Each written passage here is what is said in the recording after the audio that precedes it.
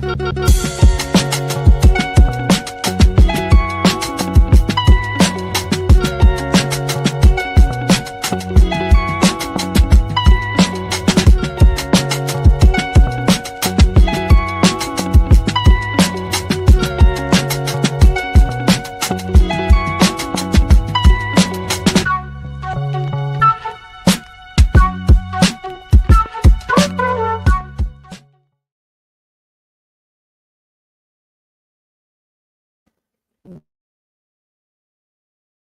everybody. It's your girl Delores J, and my people here with my good brother J News. J News is back, y'all. I don't even know how to explain how happy I am because you all know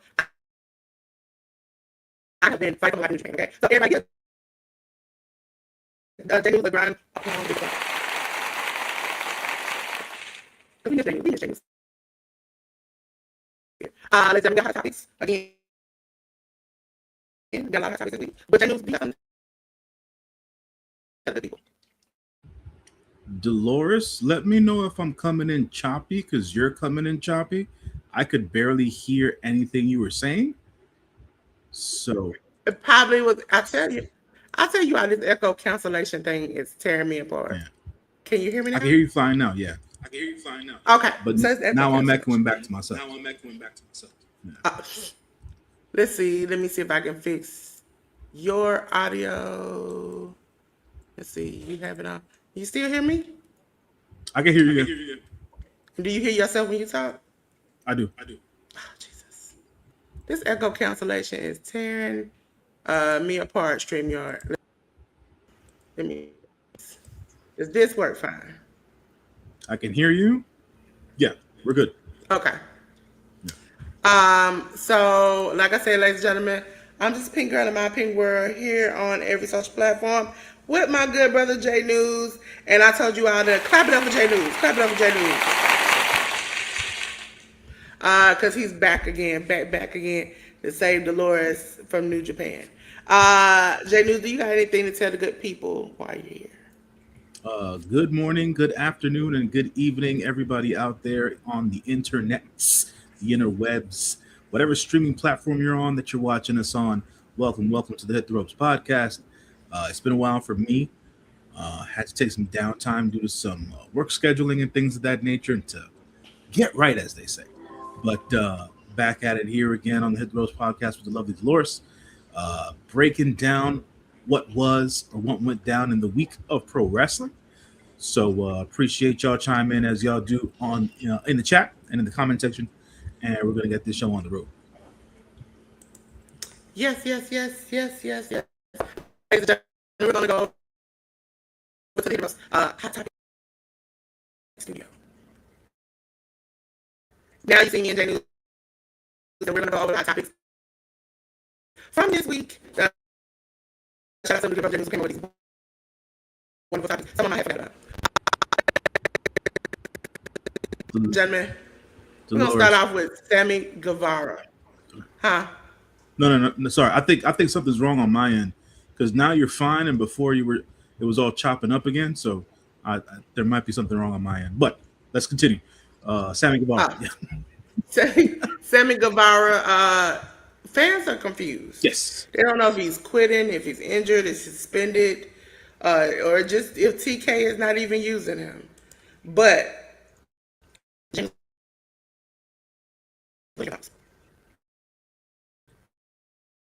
I didn't hear that last part what you said, but I'll go on with saying my part about this real quick. With the understanding that I have, and based on information that we got from Tony Khan himself during his Redemption media call, Sammy Guevara is in great standing with AEW. He is still signed with AEW. There was some confusion and mix-up with Sammy Guevara over the last 10 days or so, where he had just posted for whoever follows him on X/Twitter to check his bio. A lot of people were speculating and insinuating that he had taken down him being an AEW wrestler from his bio, even though it had been confirmed later that he never had AEW in his bio. And he just added world champion pro wrestler and father and things of that nature, whatever the case is. But AEW had never been in his bio prior. Folks weren't too keen on what was going on with Sammy. Sammy's been doing plenty of work on ROH, so he's still been getting plenty of work with AEW / Ring of Honor. He recently just lost the ROH Tag Team Championships to the El Sky team. He did a Chop It Up interview segment with Caprice Coleman 2 weeks ago on ROH, and I didn't watch this week's episode of ROH, but I'm sure he was on there. He's one of the mainstays on ROH. But yeah, it was a lot of much ado about nothing when it came to Sammy. Sammy's fine. He's in good standing with AEW. He's there. For what I know, he's still signed for the next couple of years. But yeah, it was interesting that people started to, just come up with stuff and speculate as to what was going on with Sammy Guevara and whether or not he was going elsewhere, or if he was quitting AEW, or if AEW had released him. Folks like to jump to conclusions a little bit too much in a lot of different spaces, not just the wrestling space. So just wait for people to either confirm or deny stuff. It's partly his fault as well, because he was going with it for a bit, but he had to then reach out to Tony Khan, because word got to Tony Khan, and Tony was like, what the hell's going on? And he had to clarify things to Tony and let him know, hey man, nothing's going on, like everything is cool. You know what I'm saying? I'm just having a bit of fun online. And yeah, things like that, they can take a life of their own, and people just have to be careful as to what it is that they put out there, because not everybody has the same capabilities of interpretation. Let's just say that. So that's where I'm at with the whole Sammy Guevara thing, or whatever the case is. What about you, Delores? Did you think anything of it? Did this surprise you at all? What?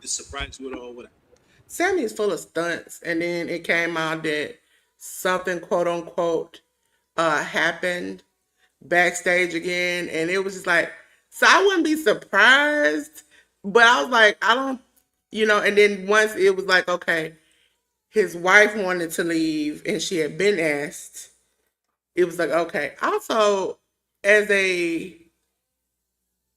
I'm just with the same things. Tony, now you see that wrestling is a business and not a hobby.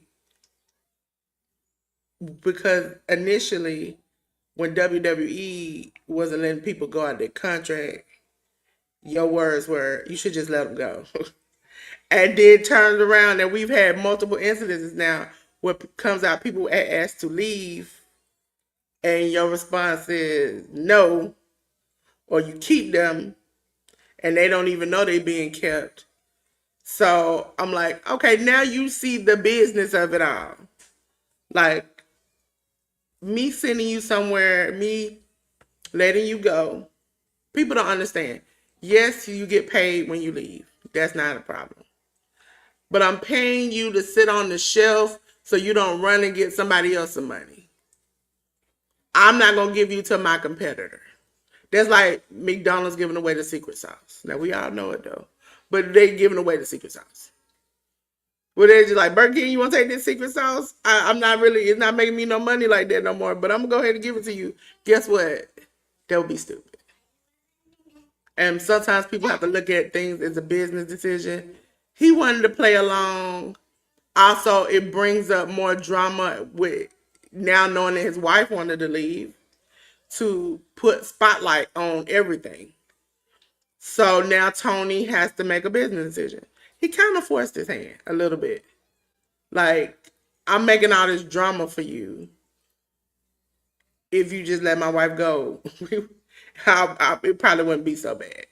And so I kind of commend him for it. He used his bad his bad character flaws to kind of get what he wanted in the end.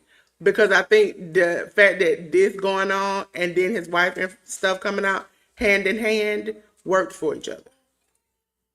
Because she had been asked to leave. She could have been made a ruckus. She came back. She did the little date she did. They really wasn't using her. So Why not just go ahead and make this fuss? Bring a spotlight. Now it looks like me and my wife are leaving. So then, I mean, we'll talk about it later on, but another couple who used that spotlight was Jack Perry and Anna. They went out there and talked smack, F Tony Gunn, all that stuff like that. And guess what? They still here. So that's why I'm thinking it could be it was just a ploy. And Sammy is always down for the stunt. I mean, the man got smacked in the face. So I mean, he down for the plot. I don't blame him. Some people us. How can I say this right for young people? Some people are stunt queens. They do it for the plot. You know what I'm saying? They trolls. That's Sammy. I mean, I just figured that out. I don't. And so at this point, all of this going on and the ruckus, I didn't take seriously because I'm figuring, like Sammy, like MJF, like Anna J and Jack. This is for a stunt to get something to happen. That's it.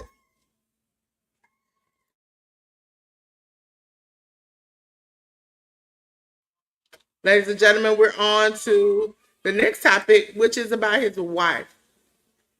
Tay Mello got her release, ladies and gentlemen. Listen, as you see, Tay Mello needed to step away from wrestling a while to focus on herself and her mental health and life. Tony Khan said, we had a good conversation. I respect her decision and plans to grant her her release. Mind you, she asked for this, like a few weeks ago. And he decided now that this was, like, I don't, Jay News, I'm very confused about this. If the decision to let her go now is because she said she wants to publicly, take care of herself, and he feels like that's the best thing to do, I'm assuming that's the same thing she mentioned to him weeks ago, that he did not release her then. This is what irritates me about people. If it's good now that it's public and out in the open, why is it not good then? But Jay News, what's your thoughts on it? Well, how am I going to approach this? Because I don't want to come off condescending or anything like that. I feel like there is a misconception about how people go about getting their releases from whatever job it might be, and things of that nature. Culturally speaking, not legally speaking, in regular jobs, most people give their employer 2 weeks notice or whatever the case is, right? Letting them know that they're going to be leaving the job and things of that nature, even though legally speaking, you as an employee don't owe your employer anything. You can just tell your employer you're quitting and you can walk out. But like I said, culturally speaking, from a norm standpoint, most folks give 2 weeks notice so they don't burn any bridges, just in case something happens and they need to come back to that particular place of employment and whatnot. I use that to say, in Tay Mello's case, the initial reporting that was done and verbalized by Brian Alvarez of F4W Online was that she had requested her release sometime in 2025, and it was denied.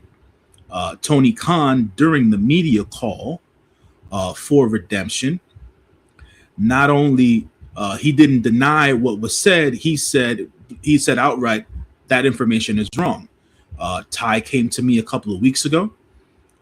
He was taken aback by her decision and her request to ask for a release, and basically has to go, like any employer has to go through their human resources or legal team and things of that nature, especially when it comes to specific contracts, in order to have that release take place. So that's why it didn't take place right then and there at Collision. That's how these things happen.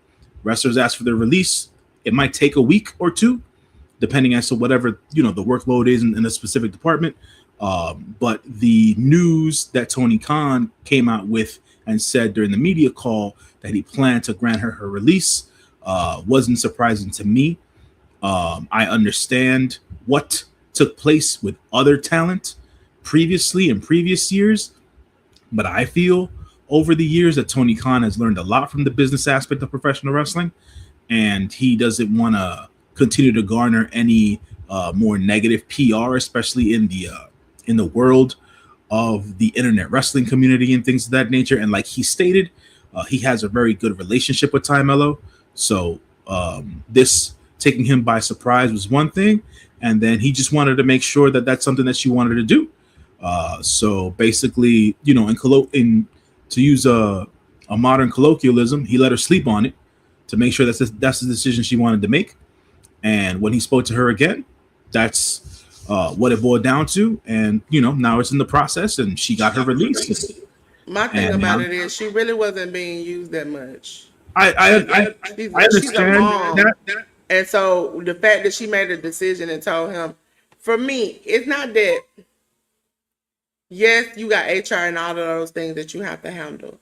But if you wanted Tony, you can say it and it'll happen. It's not that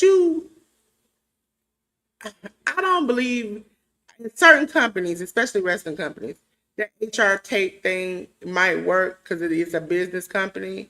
But also, we all have seen you all work with people, aka Cody and some other people, on a handshake deal when HR should have been like, I'm concerned that this person might get hurt in your company. It works hand in hand. It's like, okay, at a certain point, when the risk is worth it, you'll take the chance. But when you want something simple, then it doesn't. I mean, we've been through this with even Brian Cage. Is it Brian Cage? Yeah, it's Brian Cage. When his wife was like, "Oh, we should leave. We're not getting used." They were talking smack on the internet, and he asked to leave. They said no. His contract came up, and then they renewed it. And then he got online and was like, "I'm shocked. I didn't even know they were gonna keep me." At a certain pay, it's like, Tony, the things I want you to accept that the things that you thought were stupid and not good for business is the same thing that you are doing now because you think it's good for business. The business ain't never changed. You changed how you thought about the business. At a certain point, it's like, okay, well, I want people to be released. When they ask to be released, why don't you just let them go? But that comes the same for this. You've had plenty of people who have asked to leave, who would even say, "Hey, I'll finish whatever you want me to. I'm just ready to walk out the door." And the thing that has come out about you a lot is that you do business in a way that is not business like. A lot of people have said that. And my thing about it is, when does he sit here and say, I am the boss, I am the owner? So she asked me to leave, and if I truly feel like after talking to her, listen, you don't have to wait 24 hours, you don't have to wait 48 hours. If you don't want to be here, you don't want to be here. Because we've seen a lot of wrestlers who don't want to be there, and they dog it on the way out. So if you don't want to be here, you sure? Yeah. Okay. I might call you back in an hour. Are you sure? I'm sure. Okay, that's great. See what's on the other side. Because people have actually left, tried to see what's on the other side, Andrade, Idolo, and all the rest of them. And now are having to come back and be like, you know what, you was right. I messed up. I shouldn't have never left. This was good over here. But you have to learn that until you get onto the other side. If she doesn't want to be there, even if she said, I don't like the way I'm being booked and I want to leave. Okay, is she making me money? No. Am I booking her? No. So why is she here? If she don't want to be here, let her go. Even if Jack and Anna didn't want to be there, if they're not making you money, they're not a headline attraction, they're not selling merch, people ain't buying tickets for them, you're not using them correctly, why have them there? You risk putting your business in danger, holding hostage people who don't want to be there. I say that for WWE. Stop holding people hostage. Now, if you sign a document and say you got a 90-day compete clause and I fire you, but listen, you still can get your business. You can set up for that date. And a lot of wrestlers have been doing that. Joe Gacy and the rest of them. Setting up, changing their bios, changing their pics, doing all these things, doing these vignette videos to get ready for the 90-day to be over with. They've been fired. But as an employee, if I want to quit, listen, I tell people all the time, you can fire me today, tell me, listen, and I've heard and I've seen people do this. I come all the way to my house, from my house to work. You say, hey, Delores, I'm going to let you go. You know what? You don't even need to go to your desk. I put your stuff in a brown box, take your stuff and get out. I don't get no warning. You didn't save me no gas by telling me not to come to work. I'm fired. None of that. But when I want to leave, I got to have a discussion with you. We got to talk about this like we in a relationship. No, if I want to leave, I should be able to leave. Yeah. Listen, either you tell me, okay, Dolores, leave, but after these certain amount of days, or I'll let you go by the end of the month, or something like that, but let me go. Don't have me with, we got to talk to HR, because if it was you firing me and me not firing you, then it's like a relationship. You ever seen a boyfriend and girlfriend break up and the man go, I'm leaving you. And he walk away, he act like it's fine. But as soon as she come and says, I'm leaving you, you leaving me? How you gonna leave me? Okay, I did all that. You be standing there like, sir, this is a two-way street. This is a relationship. I can leave you just like you can leave me. This is what it is. I signed up to do a job at a job. And you're not using me well. You're not using my talent and skill. I'm missing out being a mom, a first-time mom at that. What am I supposed to do? Most relationships is a mom and a dad. One of them is maybe, if you're not like Seth and Becky, one of them is a little lower than the other one. So they both have time where one can spend time, but you're missing out on the biggest things. If you watch down their vlog, sometimes they miss important moments and have to see it through a camera. She don't want to deal with that no more. She might want to have more kids. And so once I tell you, I want to do this for my own mental and physical health, because she's even talked about it on the vlog, sorry. That's the moment Tony should say, okay, this is it. I wish you good luck. Maybe by the end of the month, I'll give you a release, or, after the paperwork or whatever, like that, go to talk with HR and y'all deal with that. Then when speculation come out, just say, hey, she wanted to leave and I respect her wishes, goodbye. Just not like, I was shocked. I was just, no. This is probably not her first time coming to you. Once they make it public, I believe that's when they've had this conversation more than once. But, ladies and gentlemen, we're on to the 90-day saga of WWE. Because 90 days that no complete cause is expired. It is over with. And so now people like Motor City Machine Guns, Kairi Sane, Santos Escobar, Zoe Starks, Aleister Black, Zelina, Eric Rowan, Nikki Cross, which is now Nikki Storm, Joe Gacy, Bo Dallas, and Dexter Lumis are now no longer bound by the 90-day complete cause. And J News, where do you think these people might be going after this? I don't know. At the end of the day, they are free to go wherever they want to go and apply their trade at the end of the day.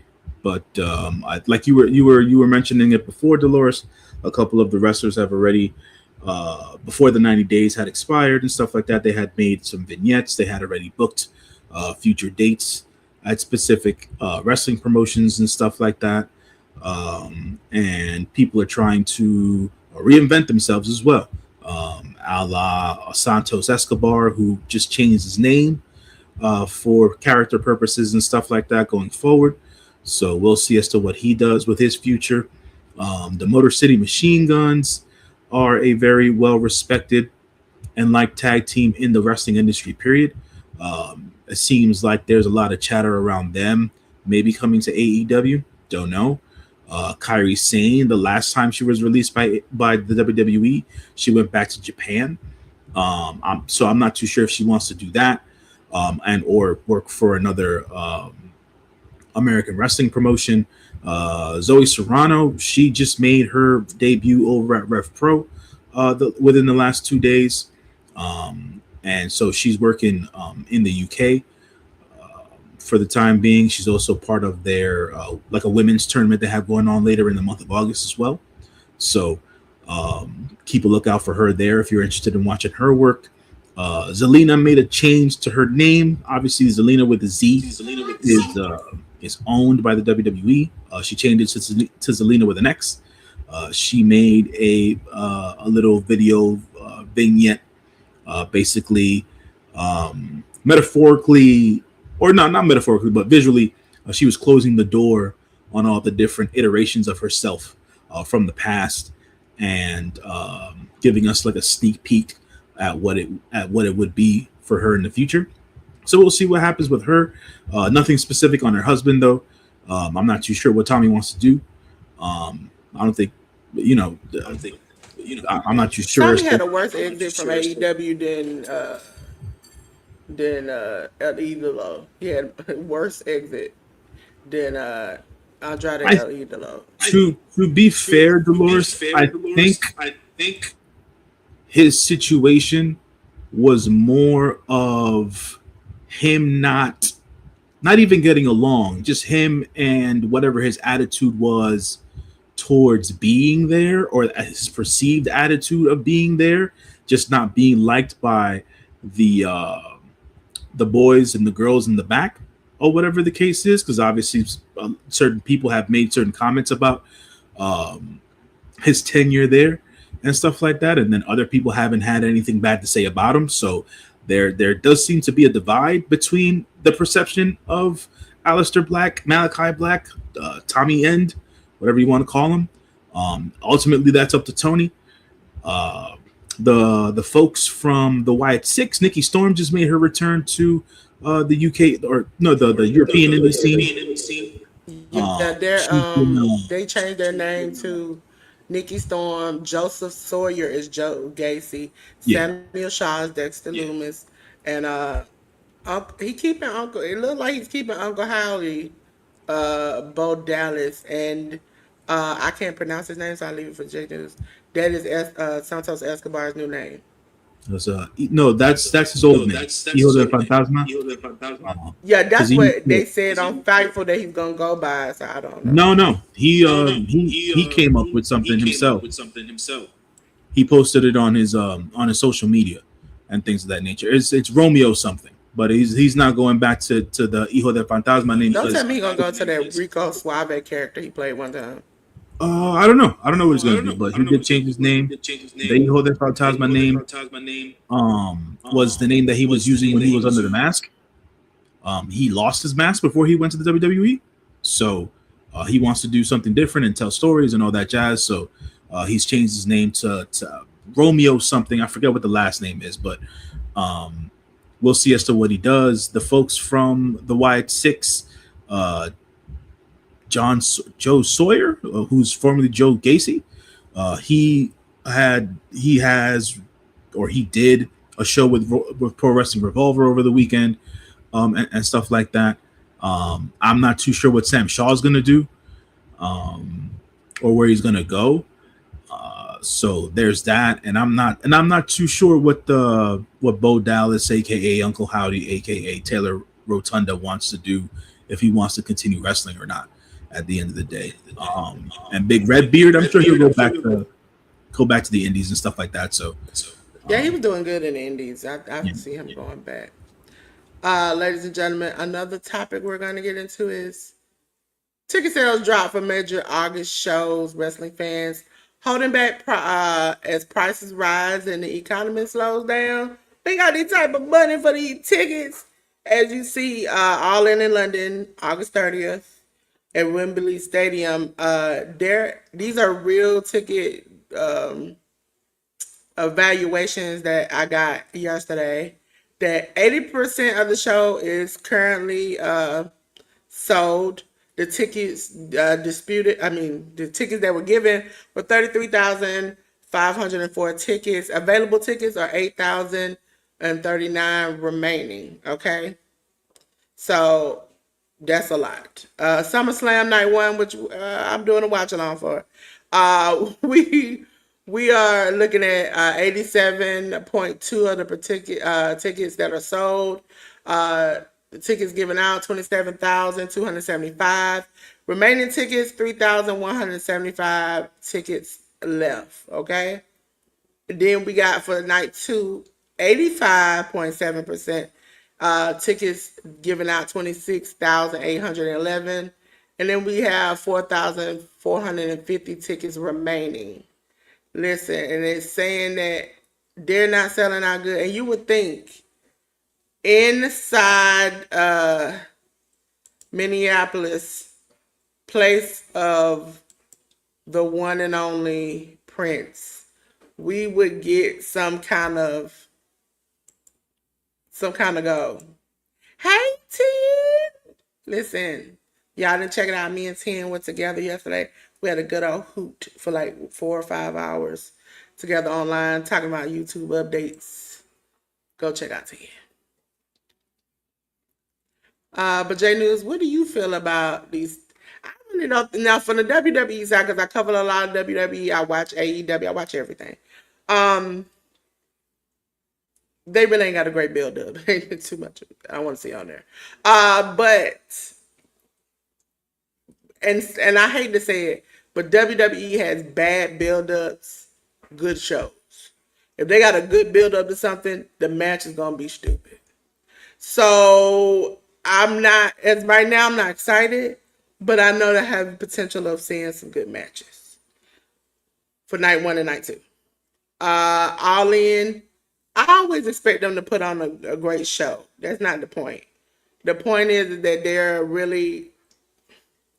they are having to step up to the pricing that other companies are doing, and that is eliminated. And plus, there are a lot of. I mean, if you go through, we cover a small niche of wrestling, but if I covered every single wrestling match that happens 24 hours a day, 7 days a week, 365 days a year, especially in the United States, if I can't make it all in London, if I'm in London, I probably can get a Rev Pro show cheaper. Still banger matches, just cheaper. And I think that's what people are saying. Like, there are alternatives. Even though I love this company, I can't afford it. I can't afford a almost $100 shirt, a $300 $400 ticket. Listen, for the Sunday night main event show here in Georgia, for me to sit in the rafters just for myself is an over $100 ticket. I mean, far, far away. And when I look down, I probably see them looking like ants.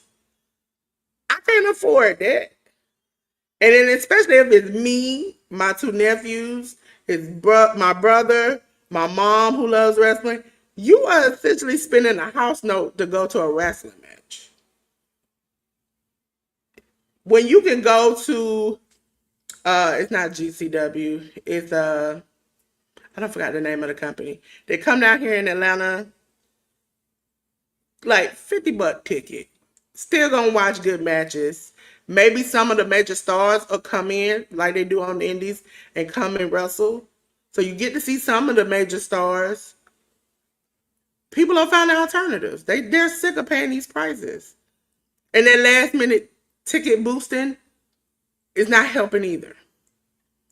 I actually wanted to get a ticket on Sunday night's main event. You know, it ain't work. To get closer to the seats towards the entrance. I looked and one ticket was almost $2,000. Who paying that? Who paying that? I'm not gonna see every single major wrestler in WWE. I'm not gonna meet them. And if I wanted a backstage meet and greet, I listen. And that goes for music shows too. You hear people now complaining about going and seeing Usher and Chris Brown. One lady decided that instead of getting a front row seat, J News, she was gonna get a seat in the rafters. But she paid that almost, was it $2,000-3,000 meet and greet so she could hug on Chris Brown.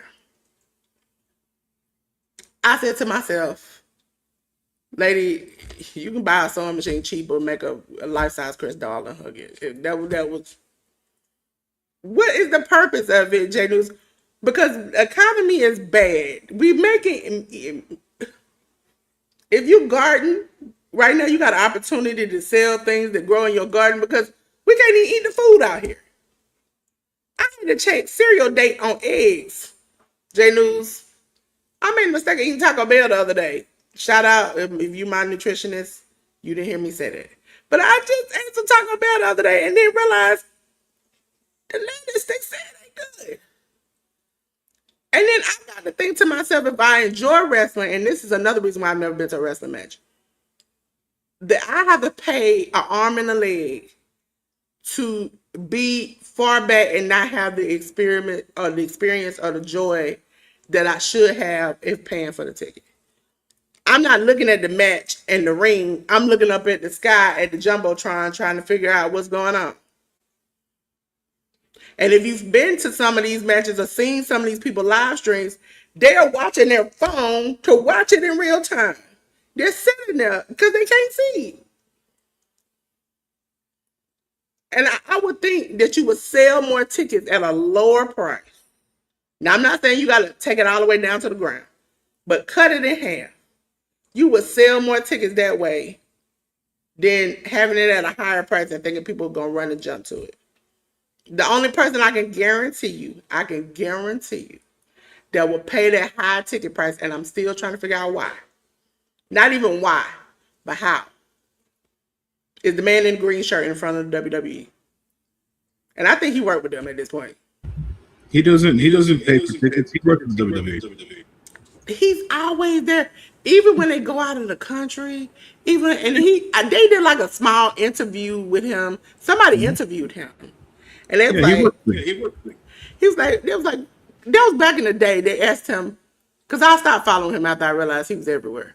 They asked him, did he work for WWE? He was like, no, I'm trying to get to work with them. And they was like, so you pay out your pocket? He's like, yeah. They was like, so what you do for a living? And he was like, and I looked at him and I was like, whatever you doing. And he said something in the end, but I forgot what he said. I don't know if he said he was a day trader or something. He said something, and I was like, sir, I love wrestling, but even if I had that much money, I would not spend it on this. Okay. The thing about it is that certain people have certain amount of money. They show up different places. They do everything. O'Shea Jackson gonna be everywhere. And listen, O'Shea did not have a good standing with the WWE for a while. He was shooting at that fourth rope stuff, and he kind of got himself in trouble. But I am saying to you, if you love it, also pay-per-view prices. Me paying $100 on a whim and a guess that this might be good is not working. I pay a lot for ESPN Unlimited, okay? More than I should. It's beginning to get too high. Somebody calculated online all the apps, all the things you need to watch, the major wrestling shows. And I calculated myself, I spent over $100. Now you want me to times that by 6 to go see it live. I'm not going to see it. I'm not going to do it. But J News, you've been to a lot of them. How do you feel about it?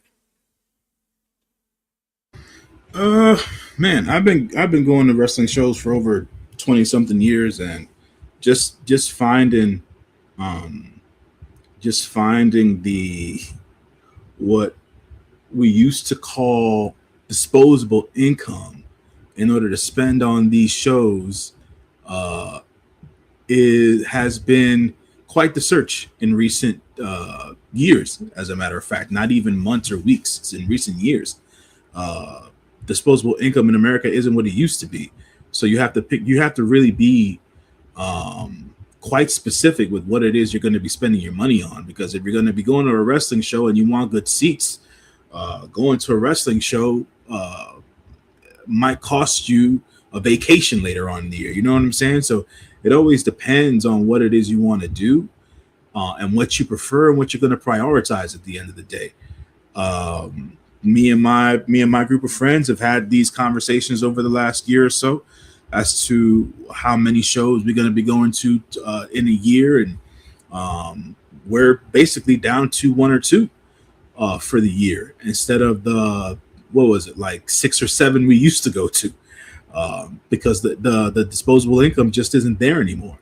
So there's that part of it, just from an everyday layman person standpoint. Like you said, Dolores, just the ticket pricing itself is just it's just too high. At the end of the day, I commend both AEW and the WWE for cutting their ticket prices for their August events, which is why I think their ticket sales picked up within the last 2 weeks or so. But it shouldn't have taken.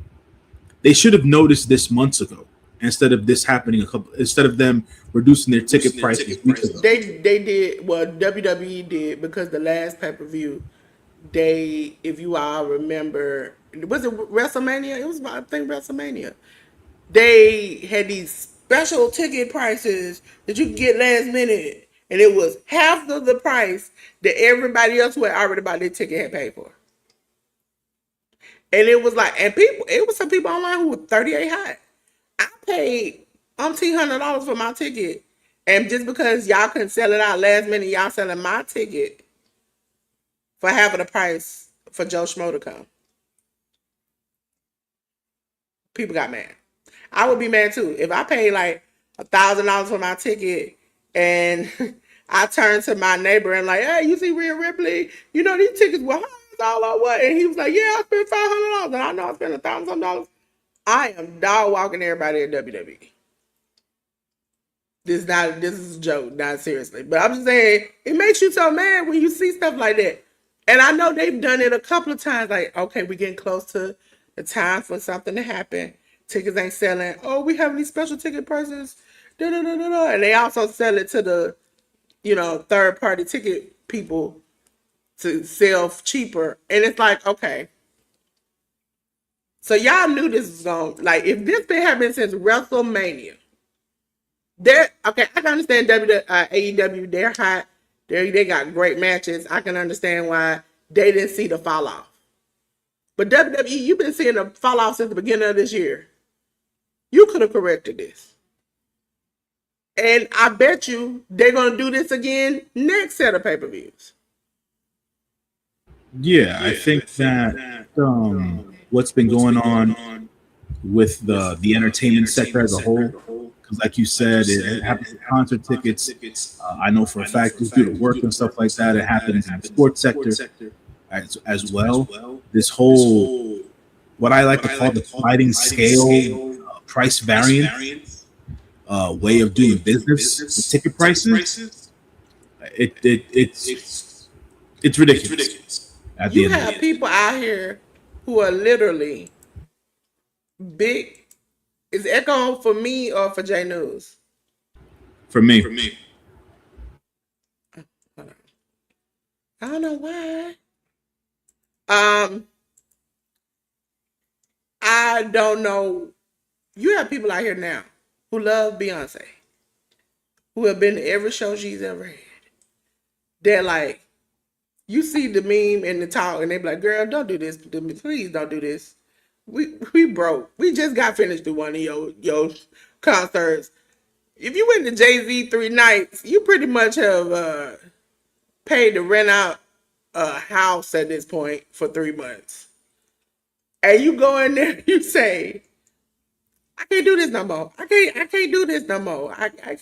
I just paid $1,000 to see you, Chris Brown in particular. If I don't spend $2,000, $3,000 to see you maybe say 3 months ago, and then now you don't team up with Usher, you come back to my town again, I want to see you, but my money can't see you, okay? I can't see you. I can't buy that special outfit, that meet and greet ticket. I can't come in. I can't do none of that. I can't get down to the floor to maybe get a cherry. I can't get nothing. My pockets are empty. If I'm a wrestling fan and Saturday Night Main Event came through town maybe a year ago, not a year ago, but like 6 months ago, and I don't spend $1,000 to go see that bull jive, and then now you want me to come back and watch this 2 nights? There's 2 nights, so I'm gonna be honest with WWE. You roll the dice, okay? So let's just say I pick a ticket for night one, but I don't go to night two. Night two gonna be the best. If I pick a ticket for night two, night one gonna be the best. So you gotta pick both to either get one good experience out of the 2 nights. And then you got to remember, as a family, you got to buy your ticket, you got to buy your food, you got to buy all of these things together. It's not worth it. I mean, watch from home. I'm gonna secretly say watch with me. But listen, it's not worth it. Ladies and gentlemen, Janu's gonna say her name because I never say it right. Next. Yeah, Natsupoi. Next. She is a member of the Stardom roster. She is a Japanese pro wrestler. Delores, just mute yourself for a minute.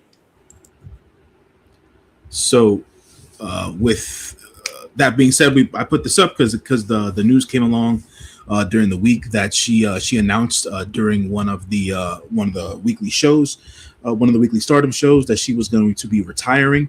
A lot of people, or at least a lot of the chatter that was going on online, said that she had been basically hinting at it for quite some time, but she ultimately came to the decision to announce her retirement. She will be retiring. Sorry, she'll be retiring in January of 2027, and stepping away from professional wrestling. It's sad to see. To be quite honest, I've grown very fond of her over the years and her style, and she's really grown and evolved her style and things of that nature, and how she puts on matches. I think she's been at her best within the last year and a half, and she's in a good groove. So for her to get to the point where she's now choosing to retire is a bit sad, but it's her decision, it's her life at the end of the day, and she wants to do different things and all that jazz. So much props to her, much love to her, and hopefully everything works out the way she wants. She's in her mid-30s. She just recently got married. For folks who don't know, she is married to another Japanese wrestler who goes by the name of Shingo Takagi, and don't necessarily know if they want to have a family or anything of that or anything of that sake. But at the end of the day, her life, her choice, her career. She's had a pretty good career. It's one of the standouts from Stardom in the last, I'd say, 7 to 8 years as well. And it's just, it's just kind of sad to see her retiring. But basically, she's going to be going through not the motions, but she's going to be going through the final tours for the end of the year for Stardom, and then come January, she's going to be calling it quits. But great career for her, great showing. I think she's at her right now. I think that she's at her peak. The same way I thought about Tam Nakano before she retired as well. These two women are going out in their primes, and it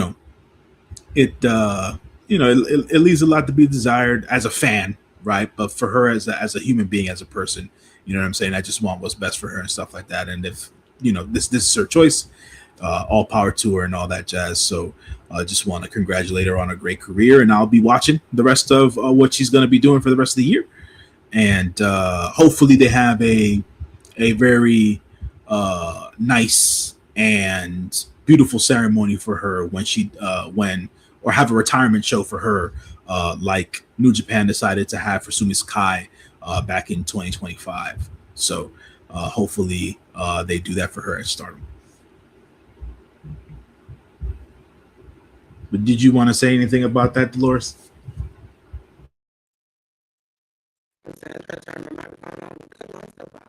No, what are you doing? Jesus, don't be like this.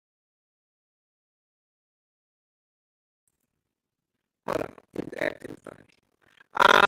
Yeah, I was saying I really like to work. I didn't, you know, I do start major events. I used to watch them more often, but the more that I watch on here, the more I'm like, I started kind of let Stardom go, which is sad because I wish I had seen more of her work to understand, more of it. But and I keep up with like the Sam Nakanos and all of those people. Um, it's me. It's me. You know what? I'm going to go to old school. I can't stand. I've been through 65 microphones in the past 3 days.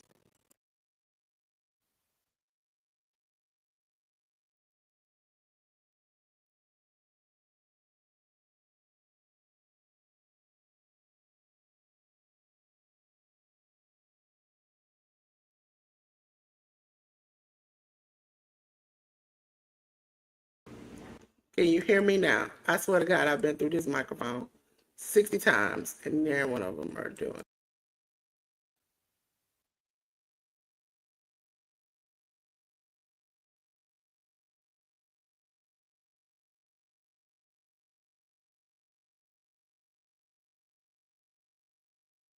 Can you hear me now?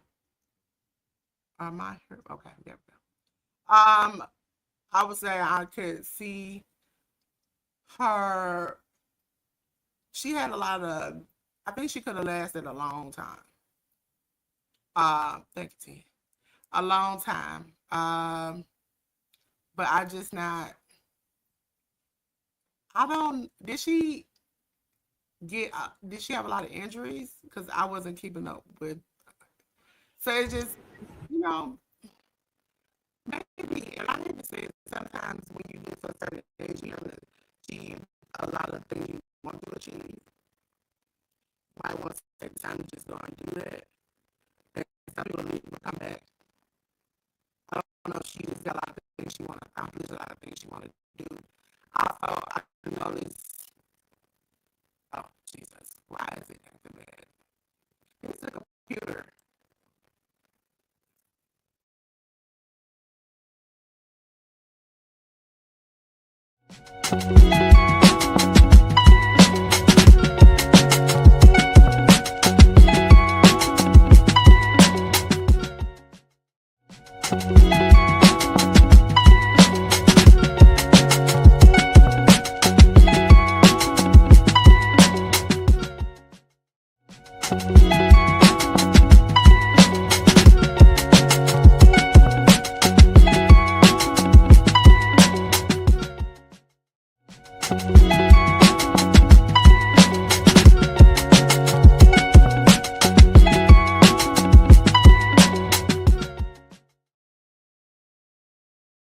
Now, can you hear me? It's that noise cancellation on my side. It works on J News side, but it don't work on my side. I am so angry at it.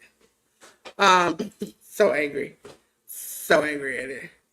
Me and this noise cancellation are gonna fight each other. So like I'm saying, I think maybe she's stepping away to just take some time to do some things that she maybe hasn't done because it seems like she started at an early age. And with that being said, you miss out on a lot of things. You don't get to do a lot of things. I don't know if she has children. So that might be a reason why to, take time. Even though people like you see people like Becky and even Jade and other people who kind of wrestle even after having children, you still sometimes need that time for yourself. Just to have that time for yourself. Also, another reason we talked about with Tay Mello, you want to be there for those first few moments.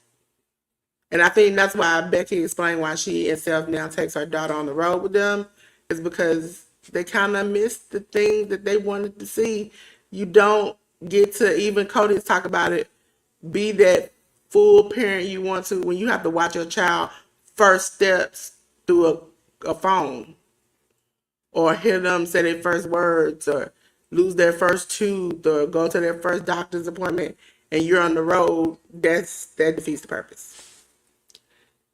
So, with that being said, we're gonna go on to the next one. TNA releases Sinner and Saint, Judas Icarus, and Travis Williams. Um, Shay News, what did you think about this when you saw it? I was surprised to hear it. Um, but then again, I don't watch TNA enough, so I wanted to get more informed about it. And from the information that I gathered from reputable sources, they hadn't been used in quite some time on TNA TV. No, Uh, they haven't. so, for all intents and purposes, to the point that you were making about other talents not being used, especially when they request their release, they requested their releases, and TNA granted their release.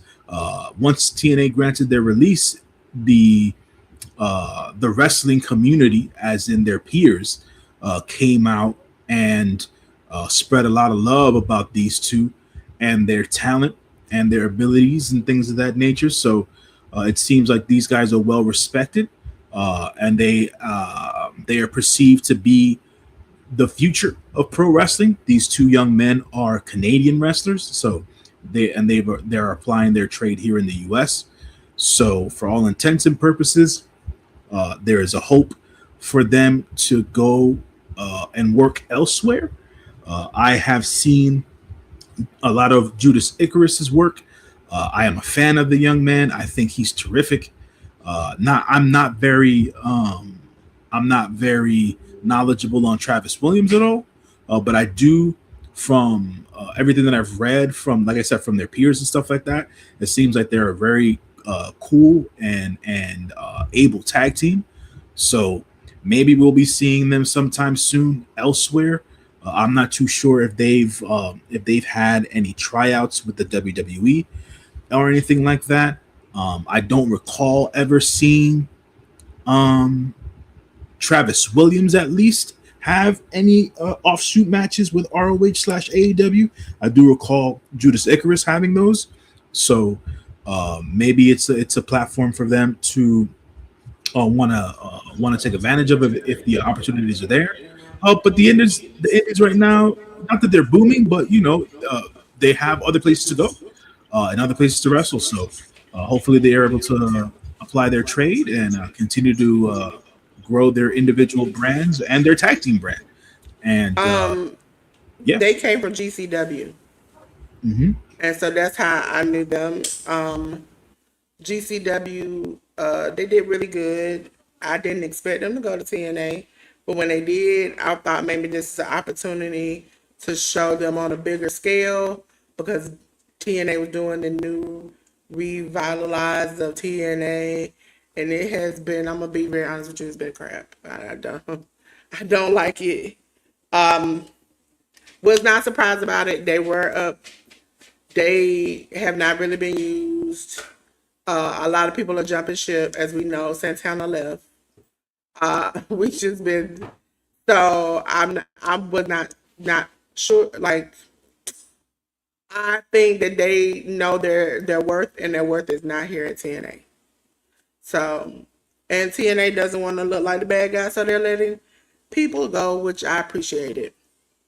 Ladies and gentlemen, because we're on to the next topic, which is Buddy Matthews is cleared. Welcome back, buddy. J News, what do you think about this? yeah, I'm a big fan. I'm a big fan of Buddy Matthews. I think that he's a a star, to be quite honest, and all he needs is the opportunity and the chance to be used on TV on a regular basis. And I think that you can give a guy like him the ball and he'll run with it at the end of the day. So I'm glad to hear that he's been medically cleared to come back into the ring. It took quite some time for him to get right, medically speaking and physically speaking. That the ankle issue that he had, um, the when they evaluated it the first time, they had to go back in and do some more work on it. after the initial injury and stuff like that. So he had a setback, and then recovery was just longer than what he had anticipated and stuff like that. But now he's clear. He's ready to. He's cleared. I'm not too sure if he's ready to go. He's always great. He's always in great physical condition from an aesthetic standpoint, but it's a different form of cardio when you're a professional wrestler. I've come to learn over the last month or so that him and Rhea have their own wrestling ring at their compound, as I like to say now. So I'm sure that he'll get back up to speed in no time, and he'll be back on AEW television soon enough. So yeah, wanted to mention that about Buddy. Hope to see him back soon and be involved in whatever the hell is going on in AEW because he deserves it. And he's another one of those amazing in-ring talents, and he's not bad on the mic either if you give him the opportunity to get on there because he's very believable. So that's another thing I just wanted to add in there. But yeah, man, hopefully we get to see him soon. And I just wanted to report that on that end. I just spoke about his wife, Rhea Ripley, quickly. I didn't put this on Delores to put onto any graphic or anything like that. But Rhea's been out for a while now as well. She's got a meniscus tear, which is why she hasn't been on WWE TV, which is also part of the reason as to why they created this tournament for the women's WWE Championship to have an interim champion. Rhea's injury is worse than what they thought, and it's going to take her some time to rehabilitate and come back. So there's that from an injury front for Rhea Ripley, just to let you guys know. But what are your thoughts, Dolores, if you have any, on Buddy Matthews being medically cleared and what's been going on with Rhea Ripley as well?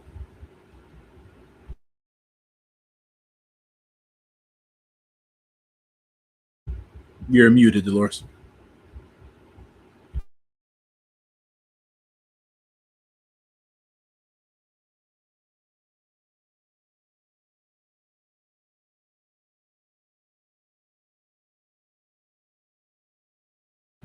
Can't hear you.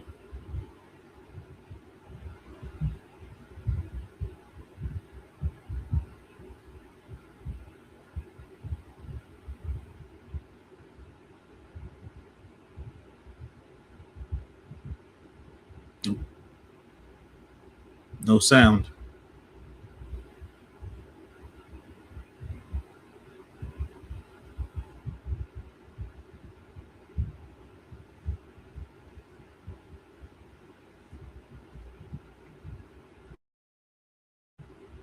No. Can't hear you. Nope.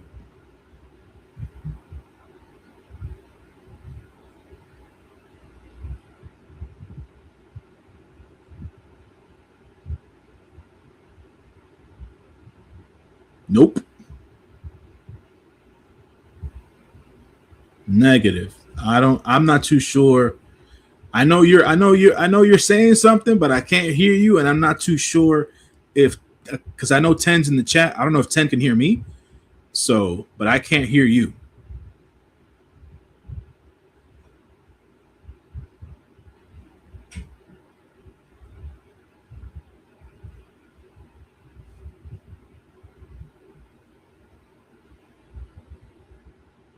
All right. So, gonna move right along, I guess, for the time being. Um, Ten, let me know in the chat if you can hear me. Okay. All right. So Ten can hear me, but Dolores is having technical issues now with her microphone. So let me just move along with the news now, and we'll do what we can with the show. This is a graphic about Jack Perry and Anna Jay. Jack Perry did or should I say, AEW came up with a vignette for Jack Perry within the last couple of weeks of him re-signing a contract with AEW and extending his contract with AEW. So Jack is going to be staying with AEW on the previously mentioned media call that Tony Khan had for Redemption. He mentioned that Anna Jay is currently injured. She went in for an MRI, and they have to do some more evaluation on her to see as to how long she will be out for, but she is currently injured. But within the same media call, TK Tony Khan mentioned that Anna Jay had re-signed with AEW and she will be with them for the foreseeable future. So that was a bit of news that we got between Anna Jay and Jack Perry having re-signed with AEW and staying with them. Hopefully, there'll be more down the road for Anna Jay to do in the future. Now that she no longer has her tag team partner along with her, I wonder how her career and or her character will change on AEW TV. And Jack Perry now has his focus on climbing the ladder to be a future AEW World Champion. So that is the bits of news on Jack Perry and Anna Jay. So there's that of it.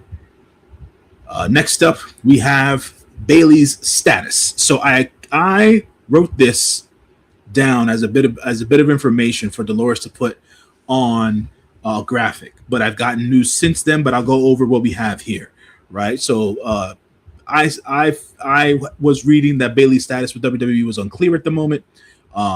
They know that she has all we know is that she has not re-signed any sort of a contract extension with the WWE.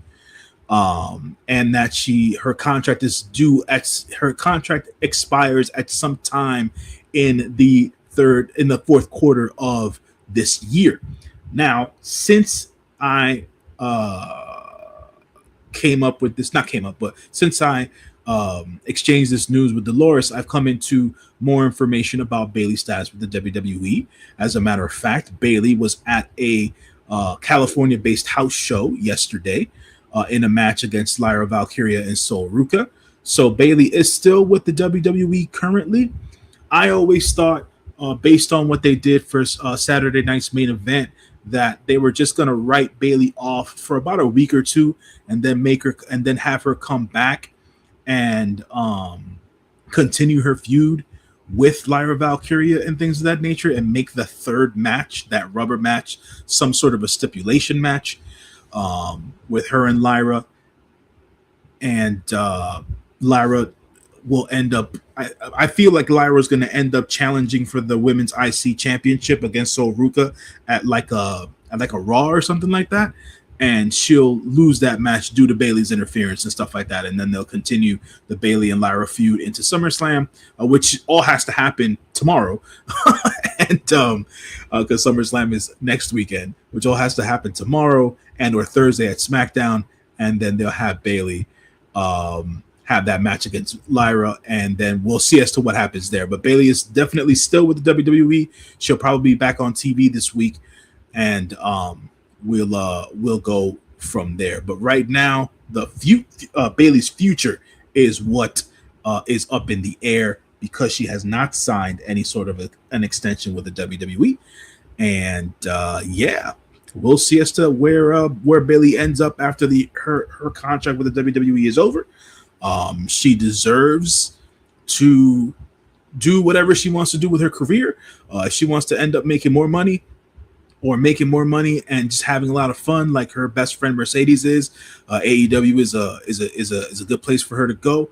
She wants to continue to give back to the wrestling industry, specifically women's wrestling. And for folks who don't know, she's come up with her Lodestone seminars for up and coming and existing women's wrestlers and stuff like that. So I think that's something that she also wants to concentrate on doing, even though she's still active and working. And I believe AEW's schedule will allow her to do more of that.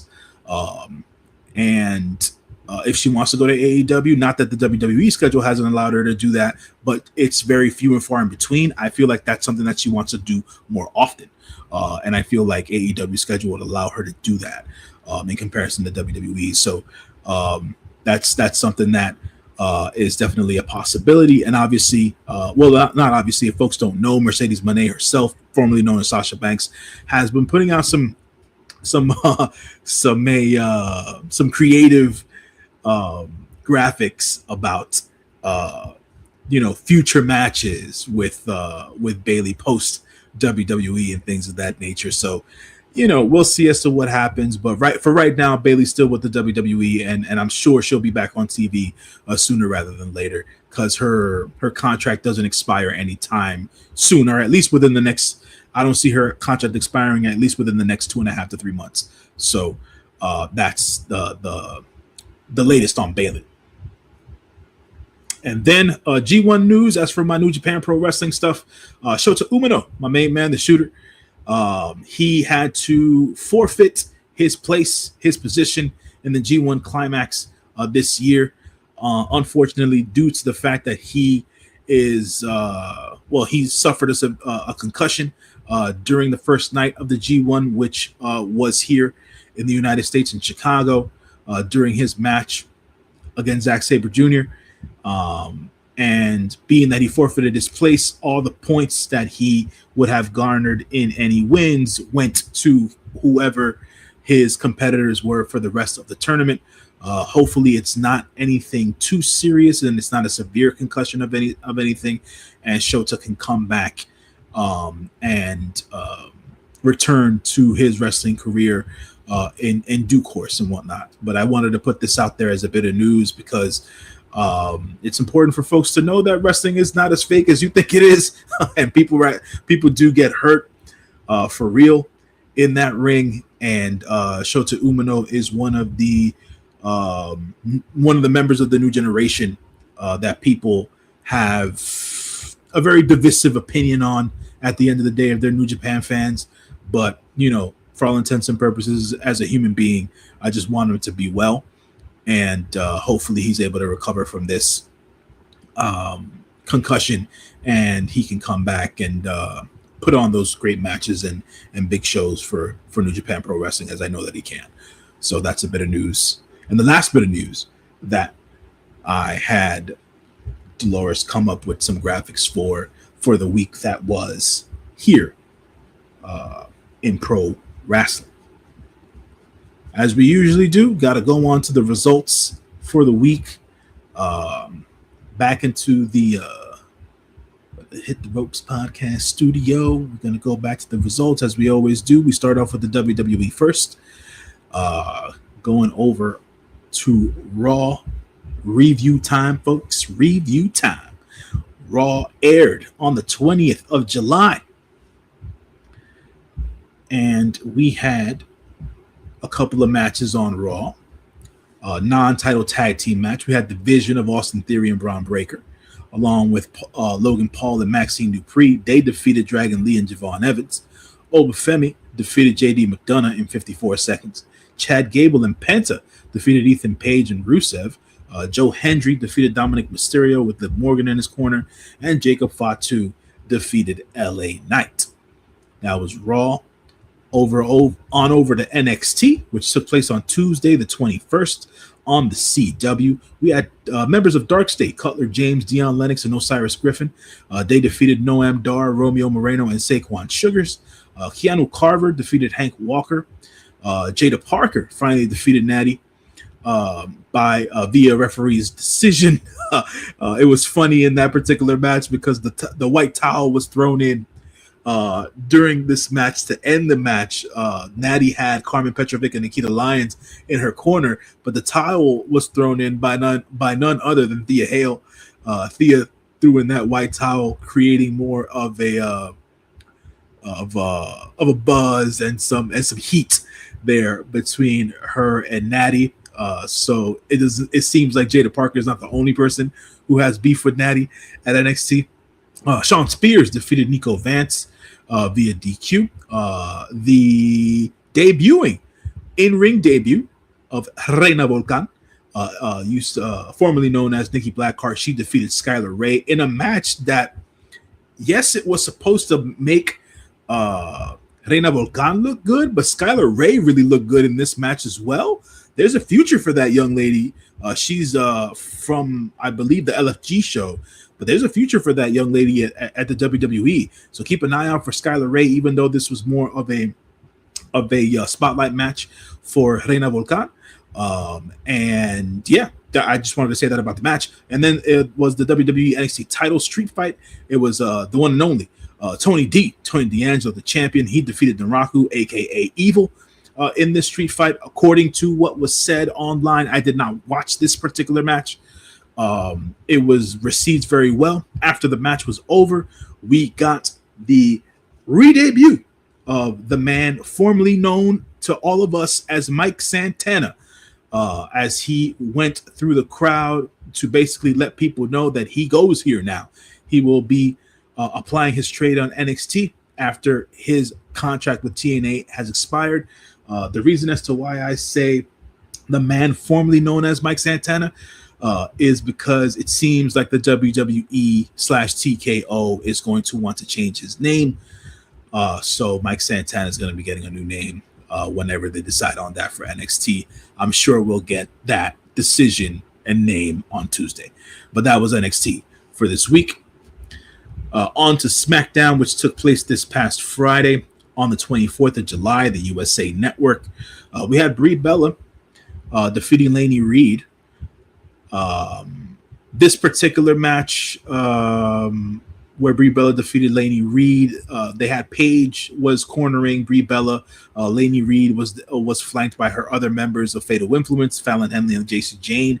After the match was over, Fatal Influence tried to get the jump on Paige and Brie Bella, but then we had a returning Nikki Bella come out and basically help clear the ring. Then Nikki got on the mic and she challenged the entire faction of Fatal Influence to a 6-man or a 3-on-3 match at SummerSlam. So that's going to be happening at SummerSlam. We then had the interim WWE Women's title qualifying match. We had Chelsea Green defeating Kiana James in a good match. We hold on one second, folks. So we then had Chelsea Green defeat Kiana James in a qualifying match for the WWE Women's title, the interim women's title. This is my personal opinion. It's been my personal opinion for years. I think Chelsea Green's a hell of a worker, and I know she loves all the entertainment stuff. But like when she gets a chance to work, bro, like Chelsea Green's one of them ones, man. Folks need to look out for her when she's in there and doing her thing. The other interim WWE Women's title qualifying match, we had Charlotte Flair defeat Nia Jax via DQ. I believe during this match, the reason as to why Charlotte won via DQ is because Jade Cargill came out and interfered in the match, and she got into Charlotte's face or whatever the case is, and then beat her down physically with the rest of the I guess they still call them the baddies, right? So that happened there to continue the feud between Charlotte Flair and Jade and stuff like that, and Charlotte sticking up for Alexa Bliss and all that workaround storyline wise. We then had the undisputed WWE title #1 contendership qualifying fatal 4-way match. We had Finn Balor defeat Damian Priest and Royce Keys and Trick Williams. So there's a lot going on in this. Finn Balor, he's the #1 contender to the WWE Undisputed Championship, right? And the undisputed champion right now is CM Punk. So they're gonna have a fatal 4-way here, and I believe the fatal 4-way is going to be Finn Balor, Sami Zayn, CM Punk, and Cody. So I don't know what's going on, but it is a little jumbled there. But Royce Keys, he still got his issues with the members of the Bloodline, I think. Trick is having his issues with Mello and a re-debuting Baron Corbin. Damian Priest is kind of floating right now. Not too sure if he's still in the tag team with Truth or not. I'm not too sure if he's going to be doing work down in AAA, but he's floating right now. And Finn is Finn. Also wanted to mention that there was an interview segment during SmackDown that featured Walter and Nick Aldis, which they signed their contract to have their match at SummerSlam. So it's going to be Nick Aldis for the first time ever being able to wrestle in the WWE ring. And for the first time in 3 years, he's going to be wrestling, and he's going to be going up against the career killer, aka the one and only Walter. And I've liked the way that they build their feud. But for folks who don't know and aren't aware, Walter is basically taking Drew McIntyre's place. This is supposed to be what Drew was supposed to be doing, but right now I think Drew's currently he's out. I'm not going to say whether he's hurt or if he's doing something else because I don't remember what happened with Drew, but he's out right now. But Drew was supposed to be doing this spot with Nick Aldis, and not Walter, but it ended up working out either way. So Nick Aldis relinquished his general manager powers, and he is now a wrestler for the WWE. I'm not too sure if that's going to be full time or if he's going to return to be the GM of SmackDown, but that's the way that they're doing it right now, going into SummerSlam. So that was SmackDown this past Friday. On to AAA, Lucha Libre Worldwide, Verano del Escándalo. I believe Delores did a watch along for this last night. We had the first night, which was on the 18th, which was last week. We had the AAA World Mixed Tag Team title match. We had La Hiedra and Laredo Kid defeat Lola Vice and Mr. Iguana. There goes the title change. Los Perros del Mal, Angel and Daga, Angel Garza and Daga defeated Dominic Mysterio and El Grande Americano. This was the one that happened last night, wasn't it? Where Dominic ended up turning on Grande Americano and he joined not Los Perros, but he joined up or teamed up with Dorian and Omos and stuff like that. So that went down. So that was what was going down on AAA this past week. So this happened yesterday. We now go on to AEW. AEW Dynamite took place this past week on the 22nd of July. We had the AEW TNT title match to start off the night. It was Kevin Knight defeating Darby Allin in a crazy match. Bandito, and Brody King, they defeated Don Callis family members Kazuchika Okada and Kyle Fletcher. That broke down real quick between Kazuchika Okada and Kyle Fletcher, and Okada doing his best impression of wanting to apologize to Kyle, but he was just being he was just being a dick about it, or whatever the case is. It was a fake ass apology. Jay White defeated Clark Connors in what the only thing I can say about that particular match is that Jay White is back, and he's just getting his bearings back under him. But without question, Jay White is back. Good match, best match Clark Connors has had on AEW TV since he's signed a contract with them. And that's all due to Jay White. AEW Women's World Tag Team title no disqualification match, the Divine Dominion of Lena Cross and Megan Bayne. The champions, they retained as they defeated the Sisters of Sin in a no DQ match where it got a little violent and things of that nature. But Divine Dominion ended up retaining there. We then have the Death Riders of Jon Moxley and Will Ospreay, along with Kenny Omega in a six-man match, defeating Don Callis family members Brian Cage, Hechicero, and Jake Doyle. That broke down after the match was over and things of that nature, where folks didn't how can I say this? So everything broke down after the match was over. People paired off with their respective opponents for their matches at Redemption, but by the end of it all, the Jet, Kevin Knight, was standing tall once he blasted Kenny Omega in the head with a flyby with his TNT championship, and he made Kenny bleed. So we're going into Redemption with this hot angle, dare I say, between Kevin Knight and Kenny Omega. So that was Dynamite. We then go on to, I believe it's ROH for the week. Yes, Ring of Honor. ROH this past Thursday had Honor Club on the. Oh no, this was Monday. This was the YouTube special that went down on Tuesday. Sorry, guys. We had the Death Riders of Danny Garcia and Wheeler Yuta. They defeated the Dark Order of Alex Reynolds and Evil Uno. Commander defeated Alan Angels in a very competitive and high-flying contest. Zachary Wentz defeated Nick Camarado. Busta and the Brain, my boys, Alec Price and Jordan Oliver, along with the Outrunners of Truth Magnum and Turbo Floyd, defeated the premier athletes of Aria Davari, Tony Nese, and the Swirl of Blake Christian and Lee Johnson. Maya World defeated Tiara James. The Ops of Anthony Bowens, Hook and Katsuri Shibata, they defeated JKM, LSG, and Max St. Giovanni. Mainstays on the ROH roster, dare I say.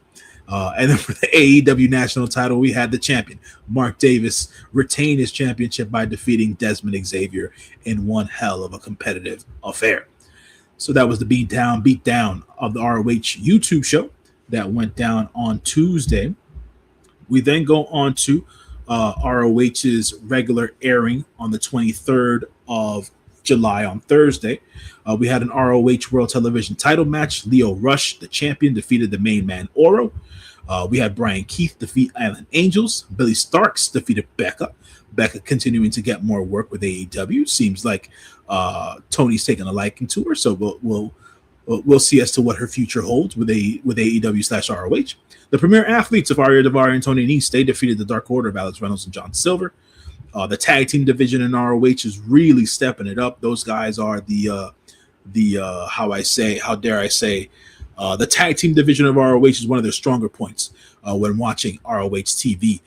So if you have ROHWrestling.com, or if you're a subscriber to Honor Club, or if you subscribe to My AEW, you can catch ROH shows there as well. RPG Vice, Rocky Romero and Trent Beretta, they defeated Alex Zane, Zussoff, and Mance Warner. Oh, Mancer. That was a good match to see. Good to see Alex Zane back on ROH. Satnam Singh had a match there. Quick squash where he squashed Jack Jameson of the I forget what their frat boy gimmick, whatever the case is. High-End defeated Lacey Lane in a good match.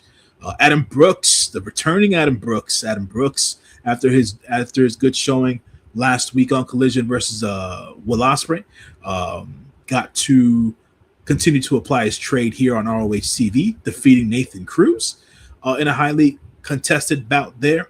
Hope to see more of Adam Brooks stateside. He's one hell of a talent, and so is Nathan Cruz.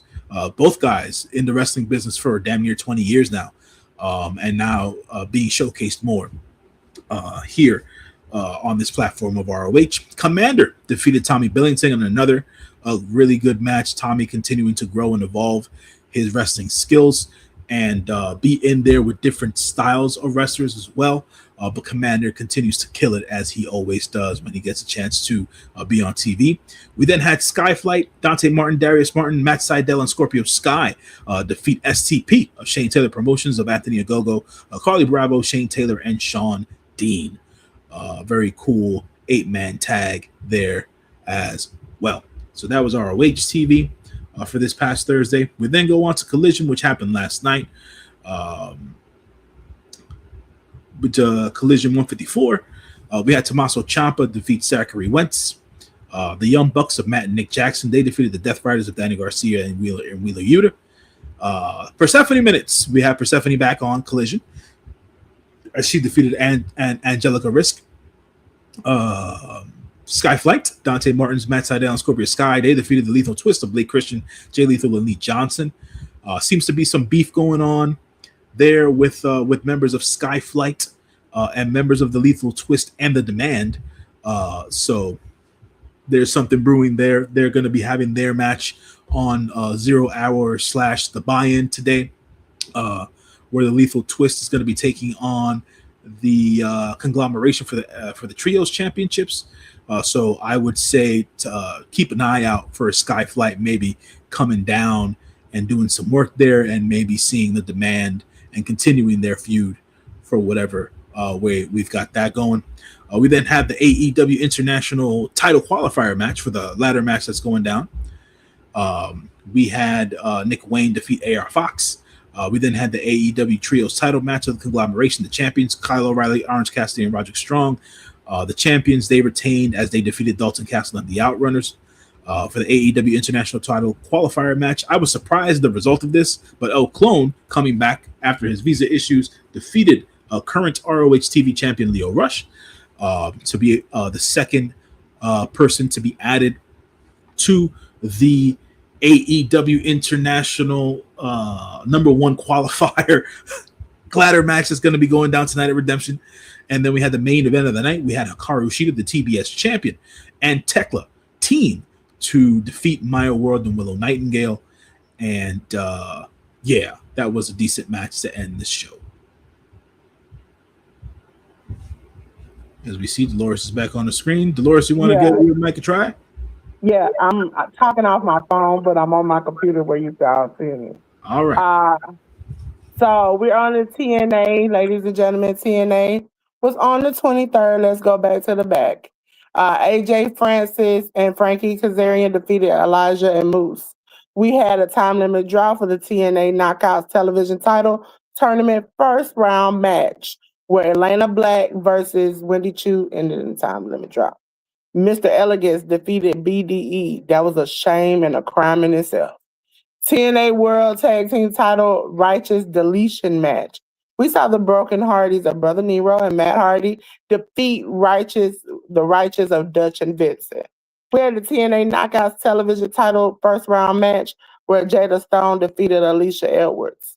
And for the TNA World title match, Nick Nemeth kept his championship by defeating Casey Navarro.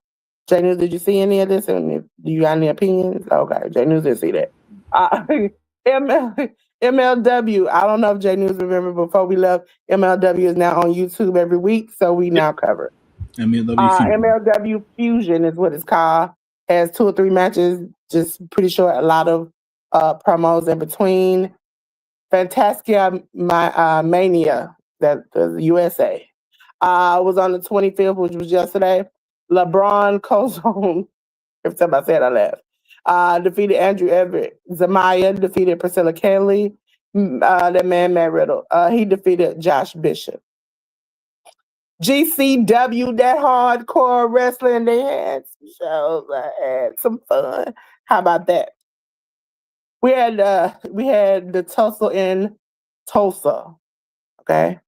It was on the 19th, Triller TV. Danny Orion defeated Kane Carter, Gavin Ash, Gypsy Mac, KJ Valentine, and Sal Mastrada. Listen, that was a wild and crazy time. And you have to see it to believe it. Marcus Mathers defeated Cappuccino Jones.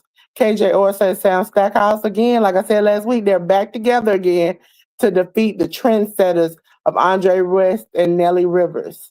We had the WFC heavyweight title match where Wrangler Red defeated Joey Janela. Bear Bronson defeated Brick Savage. Buster and the Brain, Alex Price and Jordan Oliver, along with Leeds Lewis, defeated Team Bizarre Underground, Graham Bell, Mr. Nasty. And, and I think it's called Titanian. We have Christian Napier and Gabby Forza in the no contest. Again, anytime you put these 2 people together, they seem to want to take it to the extreme. I hear that song from GCW right before the Sandman play, like, you want to take it to the extreme? That's what I hear every time I see that match. Cowboy Wade, one Carl Manders and Thomas Shear, along with Gabby Forza, defeated VNDL4A Atticus, Otis Cougar, and Christian Napier. Yes, as you all know, it ended in no contest because VNDL4A likes to jump people now. And they behind toe up. Wrestling Revolver had a good show, ladies and gentlemen. I'll tell you, go back and watch it. It was called Revolver, The Silence of the Slams. Okay? It took place on the 24th. It was here on YouTube. That's why I said go back and watch it. Go check out Wrestling Revolver. Damian Chambers defeated Ace Austin, BDE, and Gringo Loco. We had John Moxley defeat Joe Alonzo. He tried to take his head and put it in the 5th row. Adam Priest and Jonathan Gresham defeated top team of Jay Lucas and Teriyaki. We had the open invite scramble match where we saw Junie Underwood defeat Big Pound, Cole Radrick, Donovan Dreadlock, Jake Painter, Jeffrey John, and Troy Parker. We had a no disqualification Nashville street fight where we saw Killer Kelly and Myron Reed defeat Mance Warner and Steph DeLander. We had Billy Starks defeating, I cannot never say the name right, Mainsga, whatever, we know the name. But I really like that match. I also like the match before the street fight, but I'm also into hardcore stuff. Not everybody is. Revolver World Tag Team Title 4-way match. We saw Tie or Die, which is KJ Reynolds and Ryan Mathis defeat the algorithm of Brent Oakley and Crash, Alpha Sig, Dick Myers, and Casey Jacobs, and the production of Derek Dillinger and Katie Arquette. We had Joseph Sawyer, as Jay News mentioned before, defeat Rich Swann in his Wrestling Revolver match, since his 90-day compete was over. Ladies and gentlemen, now on to the stylings. I know it hurts me that I ain't got to fight with New Japan no more. But I know y'all gonna love to hear J News tell you about New Japan Pro Wrestling and G1 Climax 36. Right on. So G1 Climax 36. This comes off of the on the date of July 19th. We had the United to start the show. The United Empires, Jake Lee and Zane J defeated Goto Revolutionary Armies, Hiroki Goto and Tatsuya Matsumoto. Tim DK's Hartley Jackson and Ryohei Oiwa. They defeated the United Empires, Great O'Khan and Jacob Austin Young. Konosuke Takeshita and Toru Yano. They went up against the Unbound Co. And that ended in a double countout after 2 minutes and 9 seconds. The House of Torture members, Sonata and Yoshinobu Kanemaru, they defeated the Unbound Co's Daiki Nagai and Yota Tsuji.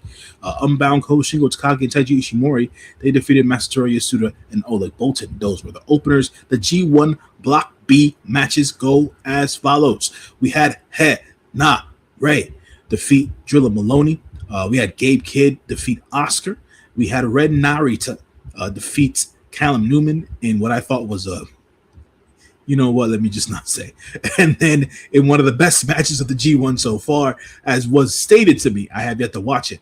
It was Yu Amura defeating Zack Sabre Jr. In the B block night of the tournament. We then went on to the next night in the tournament, which was the 21st. We had the opening tag matches. House of Torture members Dick Togo and Ren Narita, they defeated Taisei Nakahara and Toru Yano. We then had Unbound Co's Daiki Nagai and Drilla Maloney. They defeated Masatori Yasuda and Yuya Uemura. United Empires Hanari and Jacob Austin Young. They defeated Unbound Co's Gato and Oscar. And TMDK's Hartley Jackson and Zack Sabre Jr. They defeated United Empires Callum Newman and Zane J. Block A action continued on the 21st as we had Jake Lee. He defeated Hiroki Goto. Ryohei Oiwa defeated the Great O'Khan. Konosuke Takeshita defeated Yuto Ice. Sonata defeated Yota Tsuji. Interesting. And then Oleg Boltin in the main event of the night defeated Shingo Takagi. On to the 22nd of July.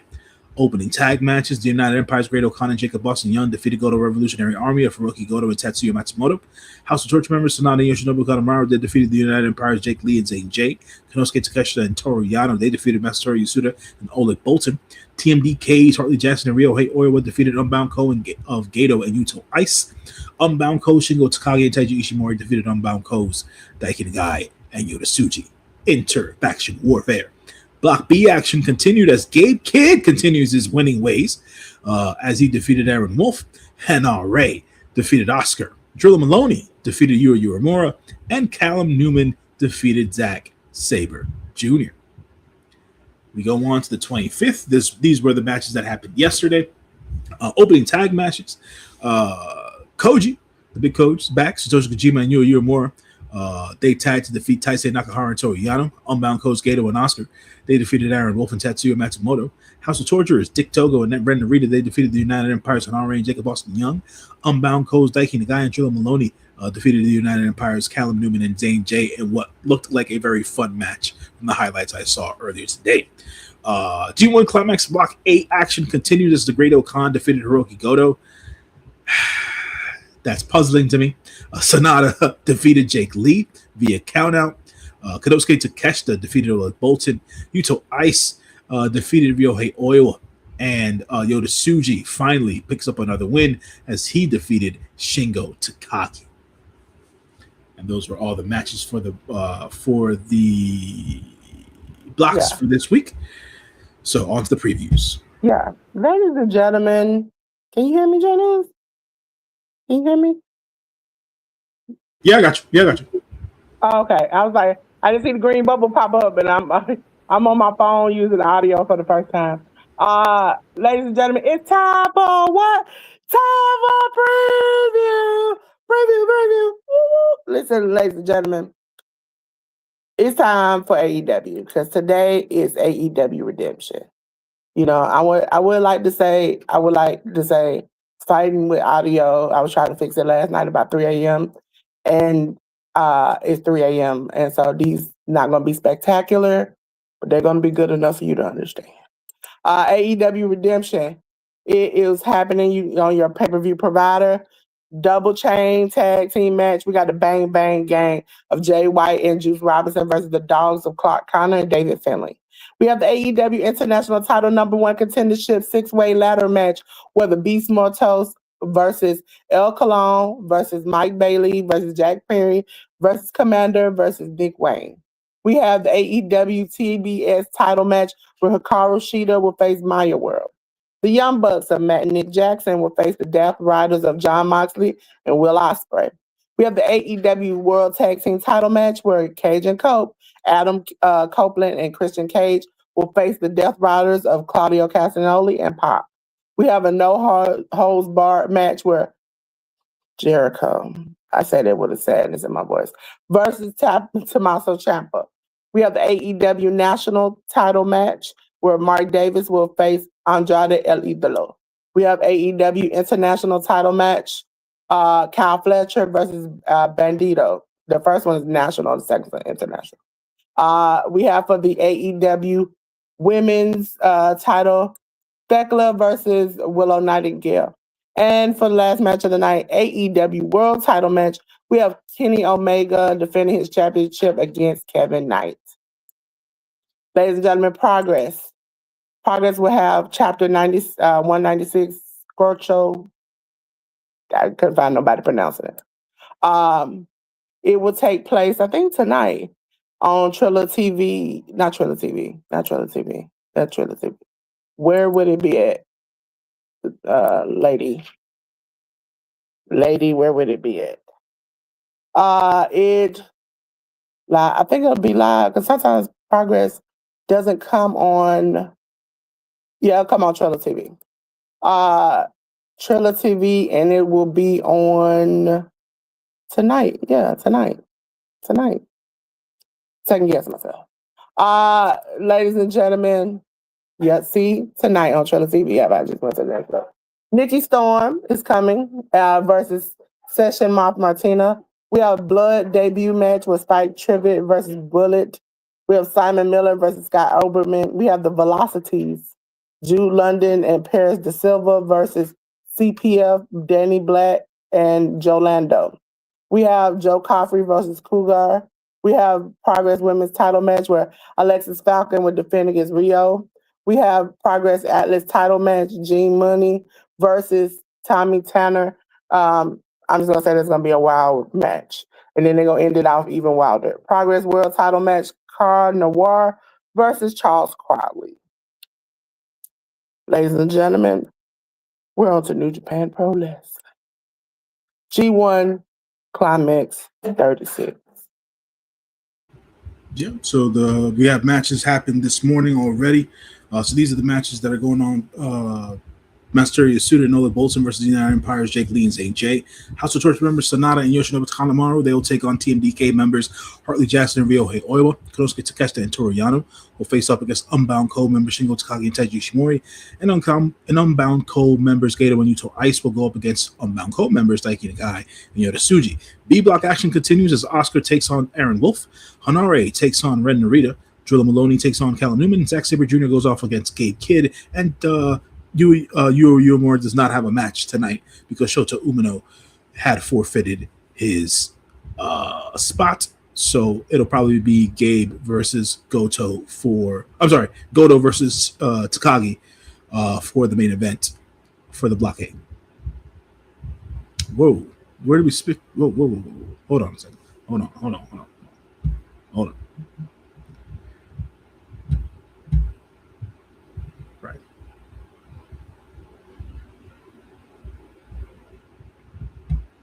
So we have the matches going on the 29th.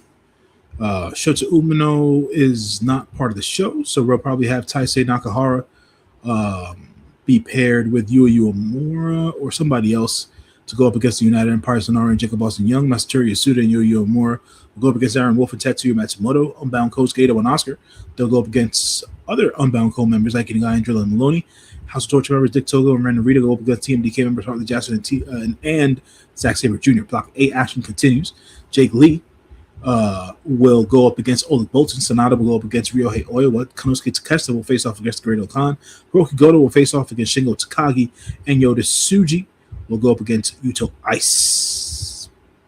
For the 31st, it's another Block B show.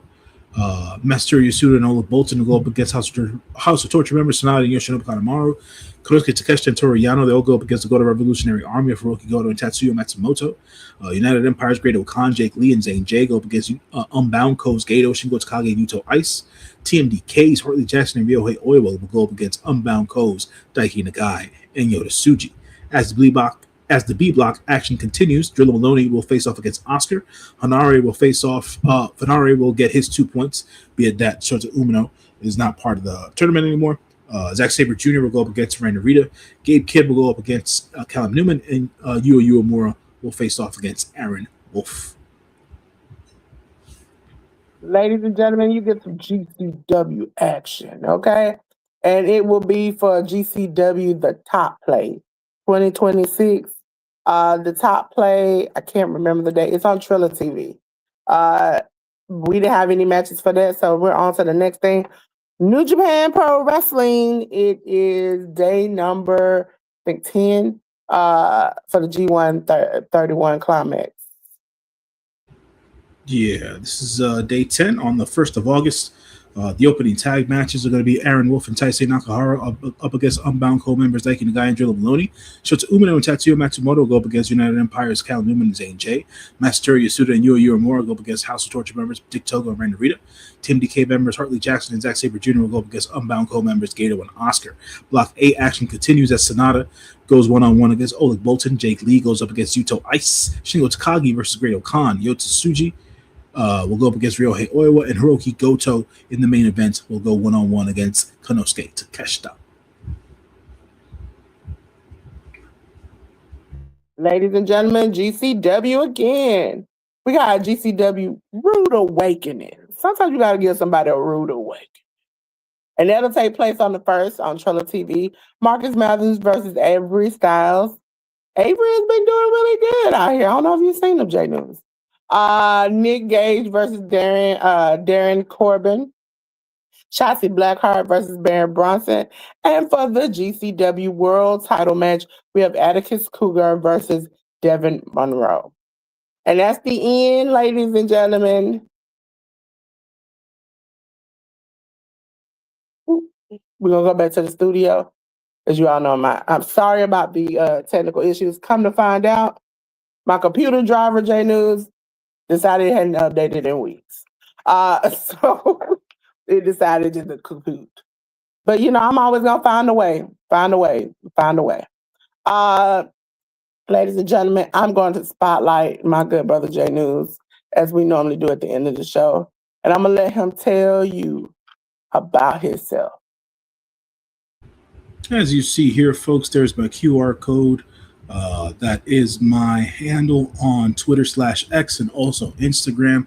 The QR code takes you to all my socials, and it also takes you to my Letterboxd account where I do written reviews of movies that I watch at the theater, unless I specifically specify otherwise within the review. But yeah, please check me out there as well. I'll be on for the Redemption pay-per-view review tomorrow on True Heel Heat at 12:05 Eastern Standard Time. So you can check me out on the True Heel Heat podcast there with my colleagues SP3 and John Escudero from Dirt Sheet Radio. So I'll be back on there for that. And yeah, should be back here next Sunday, 1 p.m. Eastern Standard Time with Delores for the Hit the Ropes podcast. Appreciate y'all folks as always. Yes. Thank you, J News. Also, J News, get on my side. We got swap sides, J News. You can't be over there in the pink world. There we go. Feel better. As you all know, I will be live 3 times next week. Yeah, it will be August 1st. It'll be for the SummerSlam Night 1 watch along. Okay? So make sure you come in. We're going to have some fun. We're going to party. We're going to have a good time. Second will be for the Hit the Ropes podcast on Sunday at 1 o'clock I hate this. They have a new feature that lets you fade and it doesn't fade. For the Hit the Roads podcast, that's not the one. We will be in the Hot Topic studio. We're gonna have the top topics for you. But at 1 o'clock, make sure you come and check that out. And then later on that night, I will be back on for SummerSlam Night 2. Everybody who came out to join me and this wonderful, sweet woman, the Educated Natural, yesterday, I so much appreciate it. If you want to be a part of her community, which I'm telling you is fire, okay? It looks like her website community membership place looks like it's a social media app in itself. Okay, you can go live, you can post, you can do all the things. Telling you, 10 is on, she is building something over there that you want to get a part of. And to get a part of it, go to theeducatednatural.com. Okay, just spell like her name on the screen. Ladies and gentlemen, also ladies, if you want to get, just a little bit of help out there, you want to express yourself, get advice from other women who might have been through some things, go check out the Women's Closet. You can also sign up at her website, theeducatednatural.com. See, I love 10. I love you. Also a woman that I have met and just so much love and gotten so much advice and help from is the analytic gardener. Okay. Listen, she is super smart. Okay. Shout out to her. She just graduated again. She up here making degrees on degrees on degrees. Out here, super smart and a great gardener. Check out the analytic gardener. Okay. Another gardener I know that has the greatest advice is Miss Shirley, the OG Gardener. She is live every Thursday, 7 p.m. Eastern Standard Time. Her and Annie, they be together. Powerhouse. Listen, if you've never went into her chats, we party, we have fun, we sing, we dance, we learn. It is the greatest thing ever. Also, go check out Workhorse Wrestling Network. Go and gallop on over there and check out Workhorse Wrestling Network. They cover AEW content from the cookout where they play games and have fun. I gotta get J News back over there, but me and J News got a tag team against them. We smart, okay? Okay, we smart. The Baddie and the Beard. That's gonna be our tag team name. The Baddie and the Beard. Okay, that's how we're gonna go in there. Then you have Friday Night SmackDown, and we have the Winner Circle that comes on sometimes Sunday. Okay. Everybody who's watched with me over the past few weeks from Saturday Night Main Event to I did not pronounce it, Verano del Escandalo. That's how you say it, Jim? Escándalo. Escandalo. Okay, Escandalo. The Suno saying it right. That's all I needed. Somebody say it right. And then remember, we have night 1 next week on Saturday, night 2 on Sunday, and then on the 30th, we have that heat wave. Okay, it's gonna be hot. Okay, it's gonna be fun. If you all do not know me, I am Delores of Delores Designs. J News has been gone long enough where he's missed something. And some people might have missed it too. Okay, so let me see if I can pull it up right here so I can share it with you all. If it come up quick enough before we get off. I'm Delores of Delores Designs. This is how you can reach me. Okay, you reach me by phone number, scan that QR code or whatever. I don't have any problem with you all reaching out to me. But since J News has been gone, it's another way you can reach me now, okay? It's another fun way you can reach me. It is, where is it at? It's not even in the tab. Why are you doing me like this? Why are you doing me like this? I'm trying not to take you out back with me, but I'm gonna have to. Put it down. Come on down. Come on down. Come on down. Okay, I know y'all like Dolores. I have a website now. So if you go to dolores01.my.canva.site, you can go to my website, you can register. Yes, I talk about the Hit the Roast podcast. We starting out simple right now, then we're gonna get into some more things. We talk about the inboxings and different things. You can reach me there. My email is there. You can sign up Also, we got some games on the site. So we have a Delores game section where you can play a little hangman, learn a little trivia, and then you also can learn a little bit about me on the site and why I love sports and tech and different things that I've done on this channel and many social medias. You get to learn a little bit about me. Okay, so I'm going to take that down. Take that down. Take that down. Go down. Go down. You won't go down. There we go. Did you see the website, Jadu? Okay, hold on. Let me put it back up. Luckily, I didn't delete it. So we have the homepage. So we already know me. I love sports and wrestling. I talk about it, Hit the Road podcast to everybody I can. And it even tells you can click and get to the Hit the Road podcast. The tech and design unboxings that I'm gonna go back doing because I know some of you all want to be like, Delores, why you ain't doing your inboxes no more? We're gonna start back doing that. Also, I'm going to have a little trivia. I'm adding more games on there. Right now, we got like word guess, trivia quizzes. So we're gonna add more and more, and this website is gonna become more robust. And then we have about me, why I like what I do, why I like from sports to tech to doing the content that I'm teaching you all. As I said yesterday, I will be doing more content. Going back, remove that. I will be doing more content where you all can learn about editing, learn about different social medias, learning about how to make a thumbnail in different ways. I have a lot of resources, and like I've told you all before, I pay hundreds of dollars to learn these things. I'm in these classes, I'm talking to these people to get the knowledge and the insight to help you learn it. You don't need 9,000 people. You can do it yourself. But if you need somebody, you might need me. Okay? Just like you might need J News to learn about a new movie that's coming out. You might need J News to help you lose a little weight. Okay? I'm a little few pounds lighter. Okay? Listen, I be listening to J News. I be hearing him. I'm like, man, I need to do that too. I also listen to 10 and about her business stuff. So yeah. Let's see. It says, thank you. Listen, thank you. My audio, the drivers when I went back was like, hey, J3. J3 got that honey. I need to get with J3, okay?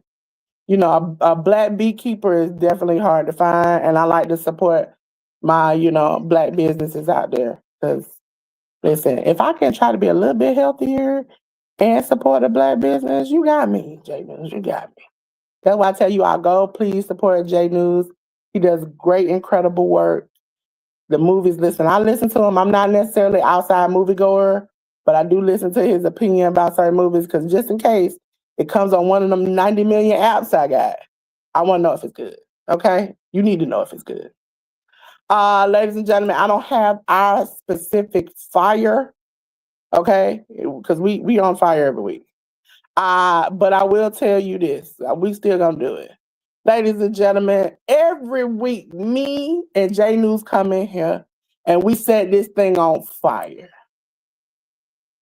Oh Lord, J News, it's on fire. I don't know what to do. It's all around J News. I can't. I think I got something, J News, that might help it just a little bit. And that's if I cut the light off. Oh, J News, the breeze. It's just a wonderful breeze. Listen, I don't put out that fire, J News. It's smoking in here. Ladies and gentlemen, I told you, if I cut off the lights, please don't light that candle because this is how we got in here in the first place. Okay? Me and J News can't keep putting out fires. Now, we might have started this one because we got these hot topics and it's fire reviews. But that means you got to be out here setting fires willy-nilly. So, I'm going to put out the smoke. I'm going to put my little fan out. Let it go on out. Let it go to the darkness. But we'll be back next week, me and J News, and you'll see me 3 times next week. Once with J News and 2 times by myself. Come and party with me. Because, I might have some fun things. Listen, I might get the nerve to even do a little giveaway. Don't tell nobody. That's between the two of us. See, J News had some strawberry honey. I had to fight my family for? Okay. I listen to what's his name? Juicing with Jay listening. He sent me a box of lemons. Okay, a box of lemons, a box of dragon fruit, and a box of pomegranates. Let me tell you something. Them lemons, Jay News, I had to fight my family for. Okay. I normally don't mess with lemons, but I was messing with them lemons. Okay, they were giant. I put them in teas, drinks, juicing them. I brought my juicer. So I need to get that back on track. I need to get my health back on track so I can lose some more weight, so I can stun on more people and have more fun. Okay? Because J News, I'm already the bigger person and I can't get no bigger. Okay? But J3, will hit you up. Make sure again at J3GS Farm. Hit him up. He has that great honey. He's a natural beekeeper. Please go check him out if you want some good natural honey, because nowadays it's hard to trust stuff in the stores. You're gonna have to go to these little farmers markets and these farmers and sometimes get things shipped so you can make sure you get it. Luckily, I live in the same state as J3. But some people, you're gonna have to go get that shipped if you want some good stuff. Also check out 10, because if you want to start a business, that's the lady to start a business with. She ain't gonna never leave you uneducated. J News ain't gonna never leave you out here watching a bad movie. I ain't gonna never leave you out without a good time. Okay? So until then, me and J News gotta tell you, peace.